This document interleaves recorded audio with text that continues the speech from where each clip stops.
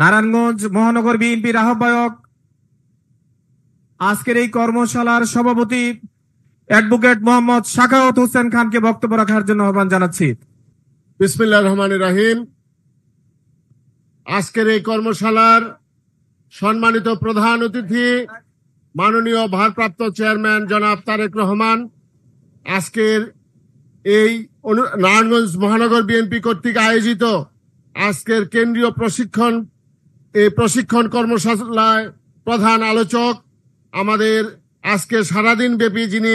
আমাদের নারায়ণগঞ্জে অত্যন্ত সারগর্ভ বক্তব্য দিয়ে এই 31 দফাকে আমাদেরকে তটস্থ করিয়েছেন, সেই ইসমাইল জাবিউল্লাহ সাহেব প্রধান আলোচক,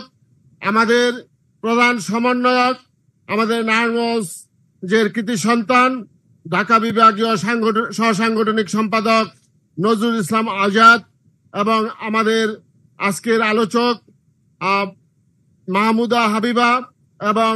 আলোচক আতিকুর রহমান রোমান, এবং আমাদের আজকের এই অনুষ্ঠানের জন্য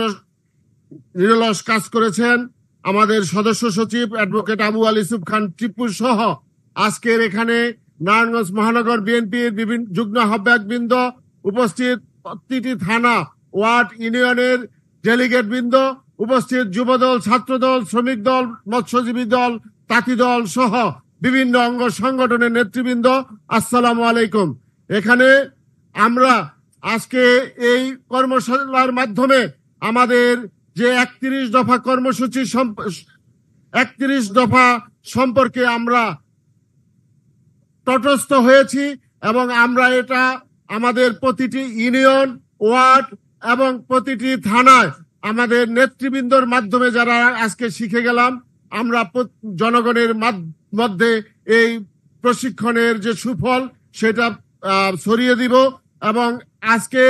এখান থেকে আমরা বলতে চাই যে আমরা নারায়ণগঞ্জ মহানগর বিএনপির সকল নেতৃবৃন্দ আমরা ঐক্যবদ্ধ আছি। আগামী দিনে আমাদের দল যাতে এই এলাকায়, এই মহানগরীতে একটি শক্তিশালী সুসংগঠিত দল হিসাবে এবং সকল প্রকার অন্যায় অবিচারকে